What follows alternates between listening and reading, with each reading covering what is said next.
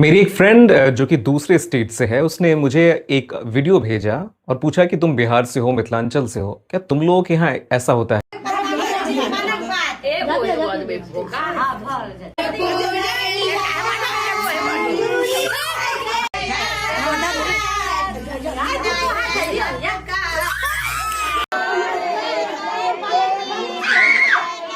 By the way, Mithilanchal के लोग जब अपने आप को इंट्रोड्यूस करते हैं तो कहते हैं कि हम बिहार के मिथिलांचल से हैं, क्योंकि हमारे कल्चर में बहुत सी ऐसी चीज़ें हैं जो हमें प्राउड आइडेंटिटी देती है, जैसे कि यहाँ की मैथिली लैंग्वेज, मधुबनी पेंटिंग, यहाँ का खान पान और भी बहुत कुछ।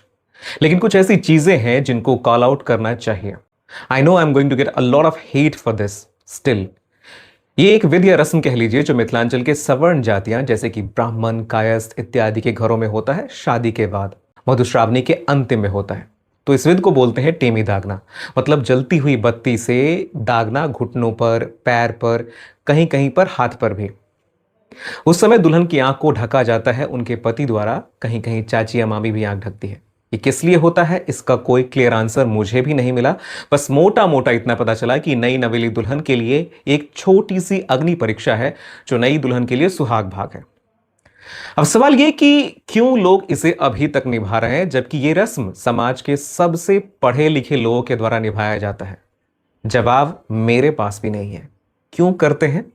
छोड़ देना चाहिए। कुछ लोग कहेंगे नहीं, अब शीतल टेमी होती है, बाती को एकदम ठंडा करके सिंबॉलिक किया जाता है। लेकिन सैडली इनमें से अधिकतर वीडियो इसी साल की है, जिसको देखकर कि लग रहा है कि विद्या रस्म के नाम पर एक क्रूएलिटी है, क्योंकि वहीं पर चार लोग कहने के लिए आते हैं कि बिद सबके माना के एच तनीक सम्मानियो। कई जगहों पर तो उस टेमी दागने के अगले दिन फोका या फफोला गिना जाता है। अगर विषम संख्या में फफोला हुआ तो शुभ है, जैसे कि 3, 7, 9 फफोला, लेकिन अगर सम संख्या में फफोला हुआ तो उतना शुभ नहीं।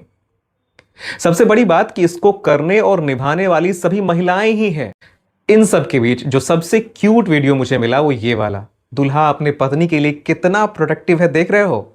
पहले तो इसने खुद अपने हाथ से उस टेमी को बुझा दिया, फिर अपने ससुराल वालों का हाथ बार बार झटका ताकि उसकी दुल्हन को कुछ ना हो।